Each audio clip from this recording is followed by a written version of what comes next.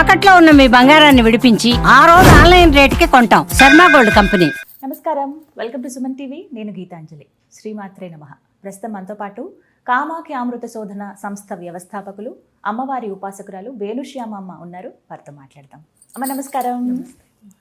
చాన్నాళ్ళయింది, చాలా సంతోషం మళ్ళీ కలవటం. పీఠానికి ఎప్పుడు వచ్చినా భలే ఆనందంగా అమ్మ ఒళ్ళో కూర్చుంటే ఎంత హ్యాపీగా ఉంటామో అలా అనిపిస్తుంది. ఆ పాజిటివ్ అట్మాస్ఫియర్ ఎప్పుడు కూడా. అమ్మ చాలా అందంగా ఉన్నారు. నవరాత్రులు చాలా చక్కగా జరిగాయి కదమ్మా. మరి రాబోతున్నది ఆశ్వయుజ పౌర్ణమి, ఎంతో విశేషం అని అంటారు. అంటే ఈ మాసంలో శరన్నవరాత్రులు ఎంత బాగా చేసుకుంటారో పౌర్ణమికి కూడా అంతే విశిష్టత ఉంది అని చెప్తారు. మరి ఆ విశిష్టత మాట్లాడుతూ ఆ రోజున విధిగా అందరూ ఇంట్లో చేయవలసిన పూజ కానీ ఏమైనా విధులు కానీ నియమాలు ఏమైనా ఉన్నాయా, వీటి గురించి మాట్లాడదాం. అమ్మ నమస్తే. అందరికీ ముందుగా దసరా బాగా చేసుకున్నందుకు దసరా శుభాకాంక్షలు. ఈ పౌర్ణమి, అమావాస్య, ఈ దసరా నవరాత్రులు ఏదైనా చూసినా సరే మీరు బోళ్ళన్ని నవరాత్రులు ఉన్నాయి మనకి గుప్తంగా. చాలామంది ఉపాసకులు మాత్రమే అన్ని నవరాత్రులు చేసుకుంటారు. కానీ ఎవరైనా సరే అంటే ప్రతి ఒక్కళ్ళు చేసుకునే పండగే దసరా. 9 రోజులు అందరూ చేసుకుంటారు. మనకి తెలుసున్న నవరాత్రులు అంటే కూడా చిన్నప్పటి నుంచి మనకి దసరా నవరాత్రులే. దానికి కారణం ఏమిటి అని అంటే, అసలు ఏ పూజ అయినా 9 రోజులు ఎందుకు చేస్తున్నారు? నవరాత్రులు. ఈ నవము అన్న సంఖ్యకి ఏంటి గొప్పతనం? ఈ నవరాత్రులు ఎందుకు ఇంత విశిష్టంగా చెప్పుకుంటున్నాం అని ప్రశ్నించుకున్నప్పుడు ఇక్కడ 9 నవరాత్రులు, దసరా అన్న ఆ పేరులోనే ఉంది చూడండి, సరదా అని. అంటే అందరూ సరదాగా చేసుకునే పండుగ ఇది. వాళ్ళు ఉపాసకులు అంటే పండితుల, పామర్ల, లేకపోతే వీళ్ళ వాళ్ళ, ఈ కులవా, ఇంకేమి భేదాలు లేవు. ప్రతి ఒక్కళ్ళు సరదాగా చేసుకునే పండుగే దసరా. అది ఎందుకు అలా అవుతుంది అని అంటే, అసలు ఏ పండుగ అయినా ఎందుకు చేసుకుంటున్నాం అంటే, ఒకే ఒక్క పండుగ మనం సూర్యమానంతో చేసుకుంటాం, మిగతా అన్ని చంద్రుడితో కనెక్షన్ ఉన్నవే. దానికి కారణం ఏమిటి అంటే, చంద్రుడు ఏం చేస్తూ ఉంటాడంటే మన మనస్సుకు అధిపతి అవడం వల్ల ఆయన కళలు ఏవైతే మారుతున్నాయో దాంతోపాటు మనసులో చంచలత్వం వచ్చేస్తుంది. అందుకే ప్రతి థాట్ మారిపోతూ ఉంటుంది, ఆలోచనలు అనేవి. ఆ ఫ్లక్చువేషన్ పోయి స్థిరత్వం రావడానికే ఇక్కడ 9 అన్నది సంఖ్య చూస్తే కూడా 9 ఎప్పుడు స్థిరం. ఆ స్థిరం అనడానికి కారణం ఏంటంటే మీరు 9వ ఎక్కువే. అందుకే అమ్మవారి దగ్గర ఏదున్నా సరే, ఎందుకు ఆవిడ నిజం కదా, ఆ నిజం దగ్గర ఏదున్నా చూడండి, శ్రీచక్రంలో ఉన్న ఆవరణలు, నవావరణలు, మన శరీరంలో ఉన్న రంధ్రాలు, 9 రంధ్రాలు, ఆవిడకి చేసే పూజలు, నవరాత్రులు అన్నీ నవంతో ఎందుకు వస్తున్నాయి అని అంటే, ఈవెన్ ఆవిడ నవమి అన్నది ఆవిడకి చాలా ఇంపార్టెంట్ రోజు. ఆ నవమి ఎందుకు వస్తున్నాయి అని అంటే, నా నవమి. ఇక్కడ ఏది చూసినా సరే దేవుడు పుట్టిన డేట్లు కూడా మీరు చూస్తే అయితే నవమి అవుతాయి, లేకపోతే అష్టమి అవుతాయి. అంటే 8కి 9కి ఉన్న డిఫరెన్స్ ఏంటి అని అంటే, మీరు ఎప్పుడైనా చూస్తే 9వ ఎక్కంలో 9 × 1 = 9 వస్తుంది. 9 రోడ్లు 18, అంటే 1కి 8 కలిపితే మళ్ళీ 9. 9 3 27, 2కి 7 కలిపితే ఎంత? మళ్ళీ అంతే. 9 4 36, 3కి 6 కలిపితే 9. మీరు చూస్తే ఆ 9 అన్నది ఎప్పుడు కాన్స్టెంట్గా స్థిరమైన సంఖ్య. అంటే శుద్ధ జ్ఞానం ఎప్పుడు స్థిరంగా ఉంటుంది అని చెప్పడమే ఇక్కడ నా 9లో ఉన్న గొప్పతనం. అంటే ఆ 9లో ఏది చేసినా సరే మనకి స్థిరత్వం వస్తుంది. ఈ స్థిరత్వం ఈ శరత్కాలంలో ఎందుకు అందరూ చెయ్యాలంటే, ఇదంతా అంటే ఒక రకంగా చెప్పాలంటే ఫేమస్ అనుకోండి. అంటే అన్ని పండుగల కంటే ఇది చాలా గొప్పగా చేసుకునే పండుగ, అందరూ కలిసి చేసుకునే పండుగ, వీళ్ళు వాళ్ళు అని లేకుండా, అంటే తారతమ్యం లేకుండా చేసుకునే పండుగ, పలానా ఉపాసకులు మాత్రమే చేసుకోవాలని లేకుండా ఉండే పండుగ. ఈ 9 రోజులు ఎందుకు ఇలా వచ్చాయంటే, ఈ 9 రోజులే కాదు, ఈ 2 నెలలు అంత గొప్పవి. మీరు అందుకే ఆశ్వీజ, కార్తీక మాసాలు ఈ టైంలో వస్తాయి. ఇవి ఎంత విశిష్టంగా మనం చేసుకుంటామో కూడా మీకు తెలుసు. ఈ పాడ్యమి మొదలుకొని, అంటే ఆశ్వీజ పాడ్యం మొదలుకొని కార్తీక అమావాస్య వరకు ఉన్న ఈ 2 నెలల కాలాన్ని మనం శరత్కాలం అని పిలుస్తాం. అంటే శరత్ ఋతువు. ఇప్పుడు శరత్ ఋతువులో చంద్రుడికి ఏంటంటే చాలా తేజస్సు ఉంటుంది. అందువల్లే ఏంటి అంటే, మన పెద్దలందరూ ఎవరైనా ఎందుకు చేసినట్టు దీన్ని డిజైన్ చేశారు ఋషులు మునులు అంటే, ఈ టైంలో కనుక మనం ఏది చేసినా సరే మన మైండ్లో స్థిరత్వం, ఏకాగ్రత వస్తుంది. మనం ఎంత ఏకాగ్రతగా ఉంటే మనం అనుకున్నవన్నీ అంత బాగా సాధించగలుగుతాం. అందుకని చెప్పేసి ఈ 9 రోజులు అంటే ఎప్పుడైనా సరే మొదటి 9 రోజులు చివరి 9 అంటే మొదట చివర చాలా ఎక్కువ ఆ తత్వం ఉంటుందని అంటారు. ఈవెన్ పుష్కరాలకు వెళ్ళినా సరే మీరు ఫస్ట్ 12 రోజులు లాస్ట్ 12 రోజులు ఎందుకంటే ఆ శక్తి ఆ టైంలో చాలా ఎక్కువ ఉంటుంది. అందువల్ల ఫస్ట్ 9 లాస్ట్ 9 బాగా జరుపుకున్నా కూడా మొత్తం అన్ని రోజులు కూడా విశిష్టమైనవే. మళ్ళీ మీరు ఆశ్వీజ పౌర్ణమి ఈ రోజులు చేసుకోలేదు కదా, అయ్యో ఈ 9 రోజులు చేసుకోకపోతే ఏమవుతుంది అంటే ఈ 2 నెలలు హ్యాపీగా చేసుకోవచ్చు. దానికంటే కూడా చాలా గొప్ప టైం ఏంటి అంటే ఈ ఆశ్వీజ పౌర్ణమి మొదలుకొని కార్తీక పౌర్ణమి వరకు ఉన్న నెల రోజుల కాలం. వీటిని రాస అని పిలుస్తారు బృందావనంలో. అయితే మన ప్రకారం అయితే సిద్ధరాత్రులు లేదా మోహరాత్రులు అని పిలుస్తారు. మీరు చూస్తారు చండీ సప్తశతిలో కాలరాత్రి, మహారాత్రి, మోహరాత్రి అని చెప్పేసి చెప్పడం. మళ్ళీ మనకి ఏంటి అంటే నిజం వైపు, మోహం అంటే ఏంటి, ఆకర్షణ అని అర్థం. మనలో ఉన్న ఆకర్షణలన్నిటినీ తొలగించుకుని మనం దేన్ని అంటే నిజం వైపు వెళ్ళే స్థితి నెల రోజుల్లో ఉంటుంది. దానికే రాస అని ఎందుకు పెట్టారంటే బృందావనంలో ఆ కృష్ణుడి తత్వంలో కూడా రాసలీల అని మీరు చాలా సార్లు వింటూ ఉంటారు. రాసలీల అంటే ఏంటి, ప్రతి ఇద్దరు ఆడవాళ్ళ మధ్యలో కృష్ణుడు ఉండి రౌండ్గా వాళ్ళు కోలాటం ఆడుతూ మధ్యలో ఒక రాధాకృష్ణుల్ని నుంచోపెట్టి వాళ్ళు కోలాటం ఆడుతూ ఉంటారు. ఈ ప్రతి ఇద్దరు ఆడవాళ్ళ మధ్యలో కృష్ణుడు ఉండడం అంటే అర్థం ఏమిటి అంటే బోల్డ్ కృష్ణుల్ని చూపిస్తారు.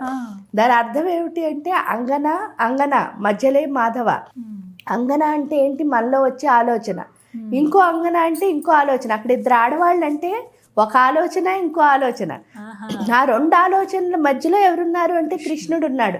అంటే అర్థం ఏమిటి అంటే ఒక ఆలోచన నుంచి మన మైండ్ ఇంకో ఆలోచనకి వెళ్ళే లోపు మనకి తెలియకుండా లోపల ఒక చిన్న నిశ్శబ్దం ఉంటుందిట.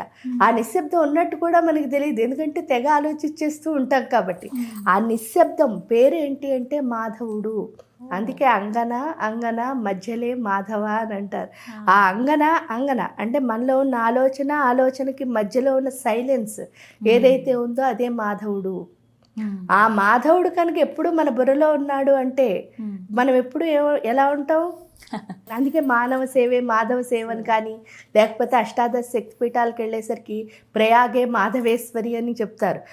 అక్కడ అంటే ఆ పేర్లకి ఎంత గొప్పతనం ఉందో. అంటే మనం పేర్లు మార్చేసాం లేకపోతే ఏదైనా అవ్వచ్చు, కానీ వాళ్ళు ఫస్ట్ పెట్టిన పేర్లు మీరు చూస్తే ఆ ప్రయాగ మాధవేశ్వరి. ప్రయాగము అంటే ఏంటి, గొప్ప యాగం. గొప్ప యాగం అంటే ఏంటి, లలితా శాస్త్రంలో చెప్పారు, నిరంతరం జరిగే యాగాన్ని గొప్ప యాగం అంటారు. నిరంతరం యాగం చేయాలంటే ఈ శరీరంతో మనకు అవుతుందా, సాధ్యం కాదు. ఒక 24 గంటలు చేసామనుకోండి అసలు, అంటే అది కూడా చేయలేము, ఎందుకంటే అంత వేడి దగ్గర కూర్చుని చేయాలంటే చాలా కష్టం. ఒకవేళ ఏదైనా ఆ స్థిరత్వంతో చెయ్యాలి అని దృఢ సంకల్పంతో చేసేసిన 2వ డే మనం సహకరించదు శరీరం. అంటే ఒక్కరోజు మాత్రం చేయగలుగుతామేమో కానీ ఆ తర్వాత మనం చేయలేము. మహా అయితే ఒక 4-5 రోజులు బాగా స్టామినా ఉన్నవాళ్ళు, అంతకంటే ఎక్కువ మాత్రం మనం 24 గంటలు చేయగలిగిన స్థితి అయితే ఈ శరీరానికి ఉండదు. అంటే మరి నిరంతర యాగం ఎలా చేస్తాం అది చేయలేనప్పుడు? అదే కదా రహోయాగ క్రమరాజ్యార హస్తర్పణ తర్పిత. ఆ రహోయాగం ఎలా చేస్తాము అంటే మూలాధార చక్రంలో ఉన్న కుండలిని శక్తిని పైకి తీసి ఇక్కడున్న సహస్రారంలో ఉన్న అమృత బాండంతో కలిపి ఆ 2టిని దేహం అంతా స్ప్రెడ్ చేయడాన్నే రహోయాగం అంటారు. అది చేయగలిగే స్థితి ఎప్పుడు వస్తుంది అంటే ప్రయాగ అంటే గొప్ప యాగం. అది చెయ్యాలి అంటే మనం ప్రతి క్షణం ఎందులో ఉండాలి, యోగంలోనే ఉండాలి. ఎప్పుడు ఎవరితో కనెక్ట్ అయ్యి ఉండాలి, అమ్మవారితోనే. అంటే అమ్మవారి మీద తప్ప ఇంకో ధ్యాస లేకపోతే ఈ గొప్ప యాగం నిరంతరం యాగం చేయగలుగుతాం. ఈ యాగం చేయగలిగితే ఎవరు వస్తారట, మాధవేశ్వరి. మాధవేశ్వరి అంటే ఏంటంటే మన బుర్ర ఎప్పుడు సైలెంట్గా ఉంటుంది, నిశ్శబ్దంగా ఉంటుంది. అంటే మన బుర్ర సైలెన్స్గా ఉంచుకోవాలి అంటే ఎప్పుడు ఏం చేస్తూ ఉండాలి, అమ్మ ధ్యానంలో ఉండాలి. అదే విష్ణుమూర్తి ఆవిడ పద్మనాభ సహోదరి కదా, అందుకని వాళ్ళిద్దరూ ఒకటే ఇంచుమించు. అందుకని ఏంటిట అంటే ఇక్కడ ఈ పౌర్ణమి నుంచి ఆ పౌర్ణమి వరకు ఎవరైతే ఎక్కువ, అందుకే సిద్ధరాత్రి అంటే ఏంటంటే మీరు చేసిన సిద్ధిస్తుంది. పౌర్ణమి రోజు ప్రారంభిస్తారు, మళ్ళీ పౌర్ణమి కార్తీక పౌర్ణమి రోజు లాస్ట్ రోజు. అలా ఎవరైతే ఆ నెల కాలం నిజంగా దీక్ష పట్టి ఏదో ఒకటి అంటే నాకు ఈ మంత్రం గురువుల దగ్గరికి వెళ్ళి మంత్రం తీసుకుని చేయొచ్చు, లేదా గురువు ఎవరు అందుబాటులో లేరండి. లేరు, హాయిగా లలిత సహస్రం చదువుకోవచ్చు లేదా విష్ణు సహస్రనామాలు చదువుకోవచ్చు, మీ ఇష్టం. మీకు ఏ దేవుడు ఇష్టమైతే ఆ దేవుడు. అంటే అలా అని కృష్ణుడు లేకపోతే అమ్మవారే అని చెప్పాం కదా అని వాళ్ళవే చదువు, ఎందుకంటే అంతా ఒక్కటే. మనకి ఏ దేవుడు ఇష్టమైనా సరే ఆ నెల రోజుల కాలం చేయడం ద్వారా మన మైండ్లో ఏకాగ్రత అన్నది పెరిగి మనం అనుకున్న దాన్ని మనం సిద్ధించుకోగలుగుతాం. అందుకే వాటిని సిద్ధరాత్రులు. మోహరాత్రి అని ఎందుకన్నారంటే మనలో ఉన్న మోహాన్ని తీసేసే రాత్రి. ఇక్కడ ఏంటి అంటే ఈ నెల రోజులు మోహరాత్రులే, మళ్ళీ కృష్ణాష్టమిని కూడా మోహరాత్రి అని పిలుస్తారు. కాబట్టి ఈ కాలంలో మనం ఎంత బాగా సాధన చేస్తామో ఆ రోజుల్లో ఏమవుతుంది అని అంటే మనలో ఉన్న మనకి ఏది కావాలనుకుంటే, ఇప్పుడు మనం దేవుడికి పూజ ఎందుకు చేస్తామంటే ఫైనల్గా ఆ దేవుడిని చూడాలనే కదా. అంతే, చివరికి ఆ దర్శనం చెయ్యాలి అంటే ఒక్క రోజులో అవ్వదు కదా. చేయగా ఫస్ట్ ఏంటి అంటే ఆ దేవుడిని చూడాలి అంటే మనం ఆ దేవుడిలా మారాలి, తర్వాత చూడగలుగుతాం తప్పకుండా. అది అవ్వాలి అంటే ఏంటి అంటే మళ్ళీ ఏంటి చిన్నవేవి ఉండకూడదు. అంటే చూడండి చాలా మంది నాకు ఇది కావాలి, దీని తర్వాత ఇది అవ్వాలి, అలా ఒక్కొక్క స్టెప్పులు ఉండకూడదు. ఇంకా ఫైనల్ డెస్టినీ ఏదో దానిపైన ధ్యాస పెడుతూ మనం అనుకుంటున్నట్టు. ఎందుకు అంటే విత్తనం ఒక్కటే, చిటారు కొమ్మ కూడా ఒక్కటే, అక్కడ వచ్చి ఫలితం కూడా ఒక్కటే. ఫలితం కూడా ఒకటే అంటే మామిడి చెట్టు వేశారనుకోండి, మామిడి పళ్ళలో కాయలో వస్తాయి. అంతేకాని ఒక కాయ సీతాఫలం కాయ, ఒక కాయ మామిడి పండు అలా ఇష్టమైనట్టు రావు కదా. కానీ మళ్ళీ కొమ్మలు చూసేసరికి ఏమయ్యాయి, డిఫరెంట్ కొమ్మలు ఉన్నాయి. ఒకే చెట్టుకు బోల్డ్ అన్ని కొమ్మలు ఉన్నాయి, కానీ కాయ అయినా పువ్వు అయినా ఒకటే వస్తుంది. అది గుర్తించుకోవాలి. అందువల్ల ఏంటి అంటే ఏ సాధన చేస్తే నేను గొప్ప అయిపోతాను అంటే అన్ని సాధనలు ఒక్కటే. ఫైనల్గా ఫలితం ఏమిటి, ఏదైతే ఉందో అదే వస్తుంది. దాన్ని స్వీకరించాలి అంటే మనం లిమిట్ చేసుకోకూడదు. అంటే నాకు ఇది కావాలి అని ఎప్పుడు అడిగామో మన బుర్ర ఎంత ఉందో అంతే, అంతకంటే ఎక్కువ అడగలేము. ఇప్పుడు ఇందాక మీరు అన్నారు ఈ నెల రోజులు పౌర్ణమి నుంచి మళ్ళీ పౌర్ణమి వరకు లలిత పారాయణం చేయొచ్చు అని చెప్పి. సమయం అంటూ ఉందమ్మా ఈ సమయంలో చేయాలని? కానీ పౌర్ణమి రోజు ఎప్పుడైనా చేయొచ్చు, కానీ జనరల్గా ఏంటంటే రోజు చేస్తే బెస్ట్. ఇది రాత్రులు అని ఎందుకంటారంటే చంద్రుడికి సంబంధించింది కాబట్టి మనం రాత్రి చేస్తే ఏమవుతుందంటే ఆ టైంలో చంద్రుడు ఉంటాడు కాబట్టి కొంచెం ఈజీగా ఆయన టైంలో వెళ్తే ఆయన మనకు అనుగ్రహం. రాత్రి అంటే 8 గంటలు 9 అమ్మ ఆ టైంకి చేసుకోవచ్చు. ఆహార నియమం ఏమైనా పాటించాలా ఈ నెల రోజులు? ఎప్పుడైనా ఆహార నియమాలు ఏమి ఉండవు. మనం ఏం తీసుకున్నా తప్పు లేదు, కానీ మితంగా తీసుకోవాలి. అంతే, అదొక చెప్తారు మీరు ఎప్పుడు కూడా. అంటే ఫస్ట్ అడిగేది ఏంటంటే ఉల్లి వెల్లుల్లి తినొద్దు అంటారు కదండి మనం ఏదైనా దీక్షలో ఉన్నప్పుడు. అది ఇప్పుడు కూడా వర్తిస్తుందా ఈ మాసం? అంటే ఏది తినకూడదని రిస్ట్రిక్ట్ చేయకూడదు అన్నది వ్యాపక చైతన్యాన్ని చూడడానికి వెళ్తున్నాం. మనం చూడాలనుకుంటుంది మనలాంటి దాన్ని చూడడానికి వెళ్ళటంలే. ఎందుకంటే లిమిట్ అన్నది బాడీ. మరి రూల్స్ అన్నీ ఎందుకు పెట్టుకోవడం అని అంటారు. నేను ఇది వదలగలిగితేనే కదా అటు వెళ్ళగలుగుతాను. అంటే నేను ఇది ఇప్పుడు సపోజ్ చూడండి, ఒక హోమం దగ్గర కూర్చోవాలి, వేడి అందరికీ వస్తుంది కదా. హోమం చేసే ప్రతి ఒక్కడికి వేడి వస్తుంది, కానీ ఆ వేడికి ఎవరు నుంచోగలను అనుకుంటే వాళ్ళే హోమం దగ్గర కూర్చుంటారు. చాలా మంది వేడికి నుంచోలేకే హోమం దగ్గరికి రారు. లాస్ట్లో పూర్ణాహుతికి వస్తాను, ఫస్ట్ సంకల్పానికి వస్తాను అని అంటారు. కానీ హోమం చేసుకోవాలంటే సంకల్పం పూర్ణాహుతే కాదు కదా ఇంపార్టెంట్, మధ్యలో జరుగుతున్న మంత్రం కూడా. కరెక్ట్. ఆ వేడి ఎప్పుడు స్వీకరిస్తావో, ఎందుకంటే ఇక్కడ పొగ వేడి మీరు చూస్తే, అంటే ఏ పూజలోనైనా అదే ఉంటుంది. ఒక్కొక్క పూజలో ఒక్కొక్క డిఫరెన్స్. కానీ హోమం దగ్గర ఎందుకంటే అందరికీ తెలుసున్నది కాబట్టి చెప్తుంటా. పొగ ఏం చేస్తుంది అంటే ఆ స్మోక్ ఎప్పుడైతే మీరు పేల్చడం మొదలెడతారో లోపల ఉన్న చెడునంతటినీ తీసేస్తుంది. అందుకే కంట్లోంచి, ముక్కులోంచి, చెవులోంచి నీళ్లు కారిపోతూ ఉంటాయి. ఆ నీళ్ళు ఏమిటి అంటే మనలో ఉన్న చెడ్డే బయటకు వచ్చేస్తుంది. ఇంకా వేడికున్న ప్రాశస్త్యం ఏమిటి అంటే మన ఇంట్లో సపోజ్ ఎప్పుడైనా బియ్యానికో పప్పులకో పురుగులు పట్టాయనుకోండి, వెంటనే పట్టుకెళ్ళి ఏం చేస్తున్నావు, ఎండలో పెడుతున్నావు. ఎందుకు అంటే ఆ పురుగు పోతుంది కదా. ఎండలో పెట్టడం ఎందుకు, ఆ వేడికి పురుగు బయటకు వచ్చేస్తుంది. అప్పుడు పప్పు ఏమవుతుంది, ఫ్రెష్గా ఉంటుంది. మీరు ఎప్పుడు కొన్నారో అలా. అదే విధంగా ఆ వేడి దగ్గర కూర్చుంటే లోపల పట్టిన బ్యాక్టీరియా అంతా బయటకు వచ్చేస్తుంది. అంటే పురుగు పోవాలి కదా. ఆ పురుగు ఎక్కడ పట్టిందంటే మన మెదడులో. ఆ మెదడులో పట్టిన పురుగును వదిలించుకోవడానికి అక్కడ చేస్తున్నాం. మరి అలాంటప్పుడు ఆ వేడి దగ్గర కూర్చోాలా, లేకపోతే వేడని చెప్పేసి మనం అన్ని రోజు వదిలించుకోకపోతే ఆ పురుగు ఎక్కడ ఉంటుంది, మళ్ళీ మనలోనే ఉండిపోతుంది. అంటే మనం తప్పు చేస్తున్నట్టు కూడా మనకు తెలియదు, కానీ చేసేసుకుంటూ వెళ్ళిపోతూ ఉంటాం. అది తెలుసుకోవాలనే వాళ్ళు హోమ ప్రక్రియ పెట్టారు. కాబట్టి అది ఎవరు కాలనుకుంటే వాళ్ళు ఏంటంటే ఈ నెల రోజులు ఉల్లిపాయ తినాలా, వెల్లుల్లి తినాలా, ఇవన్నీ మనకి మనం పెట్టుకున్న రిస్ట్రిక్షన్స్. ఎందుకు అంటే ఇది వదిలితేనే అది చేయగలను కాబట్టి, అంటే బాడీ కాన్షియస్ వదలాలి కాబట్టి. అలానే అది తింటే తప్పేం కాదు. మీకు అలాంటి తినాలనిపిస్తుంది అనుకోండి, తినడం మానేసి లలితా సహస్రం చదువుతున్నాను, తినకూడదు లలితా సహస్రం అంటే మీకు దేని మీద ధ్యాస ఉంది? ఉల్లి వెల్లుల్లి మీద ధ్యాస ఉంది తప్ప లలితమ్మ మీద ధ్యాస లేదు. అన్నిటికంటే ఇంపార్టెంట్ ఏంటి, మన మనసు దాని మీద లగ్నం చేయడం. అది చెయ్యాలి అంటే దీని మీదకి ఎప్పుడు ధ్యాస వెళ్తుందో, ఇది చేసేసినా పర్వాలేదు, అంటే తినేసినా పర్వాలేదు, మన ధ్యాస మాత్రం ఆవిడ పైన ఉండాలి. ఇది తెలుసుకోవాలి అందరూ. అది తెలుసుకుంటే సరిపోతుంది. అంతేకాని తింటే ఏమైనా అయిపోతుందేమో, ఒకవేళ పొరపాటున ఎప్పుడైనా తినేసాం అనుకో, తింటే ఏమవుతుందో, అలా భయపడకూడదు. ఎందుకు అని అంటే అమ్మ మనని ఏం చేయదు. అమ్మ ఎందుకంటే ఎప్పుడు మనకి రక్షణ ఇస్తుంది, మన ప్రేమిస్తుంది. దానికి బోల్డ్ అన్ని ఎగ్జాంపుల్స్ అక్కర్లే. మనం ఎప్పుడైనా కింద పడిపోయాం ఒక మురిగ్గొంట్లో, మన అమ్మ బాగా రెడీ అయ్యి ఎక్కడికో పేరంటానికి వెళ్ళి వచ్చారు, పడిపోగానే చూసిందనుకోండి, పరిగెట్టుకొచ్చి కౌగిలించుకుంటుందా? లేకపోతే ఆగు ఈ డ్రెస్ పాడైపోతుందని చెప్పేసి వేరే డ్రెస్ వేసుకొచ్చి ఈ పిల్లల్ని కౌగిలించుకుంటారా? ఎందుకంటే ముందు వచ్చిన వెంటనే అమ్మో నా పిల్ల పడిపోయిందని గుండెలు బాదుకుని వచ్చి గుండెలకు హత్తుకుని ఆ పిల్లని ఎక్కడ తగిలిందో వాటికి ఫస్ట్ ఎయిడ్ చేసి ఇవన్నీ చూస్తారు. కానీ ఈవిడ కట్టుకున్న చీర, నగలు ఇవన్నీ ఈవిడికి అవసరం లేదు అసలు. ఎందుకంటే అన్నిటికంటే ఇంపార్టెంట్ తన బిడ్డే. అది ఎవరు అంటే మీతో పాటు 80 సంవత్సరాలు ఉంటుంది. ఆవిడకి 20 సంవత్సరాలు వచ్చాక మనం పుడితే మనం ఆవిడ 100 ఏళ్ళు బతికేస్తే మనతో ఒక 80 సంవత్సరాల కాలం గడుపుతున్నారు అంతే ఆ తల్లికి అంత ప్రేమ ఈ బిడ్డ పైన ఉన్నప్పుడు మనం ఎన్ని జన్మలు ఎత్తుతున్నామో అన్ని జన్మలు మనతోనే ఆ తల్లి కింద వస్తుంది కదా జగన్మాత. ఆవిడకి ఇంకెంత ప్రేమ ఉంటుంది. అలాంటప్పుడు మనం ఏదన్నా తెలియక చేసినా తెలిసి చేసినా మన పొరపాటుకి ఆవిడ ఏం చేస్తుంది అంటే మన లోపాలని సరిదిద్దేదే తప్ప మన తప్పులు నించేది తల్లి అవదు. కాబట్టి ఆవిడ ఎప్పుడు తప్పెంచదు. సరికదా మనకి తను ఏం చేయగలదో అవన్నీ ఇస్తుంది.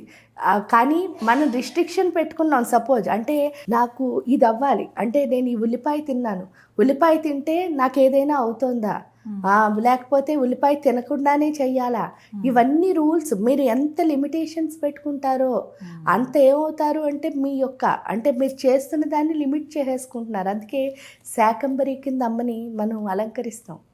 శాకంబరి అని చెప్తాం కూడాను. దుర్గాదేవి అలంకారాల్లో శాకంబరికి చాలా ప్రాముఖ్యత.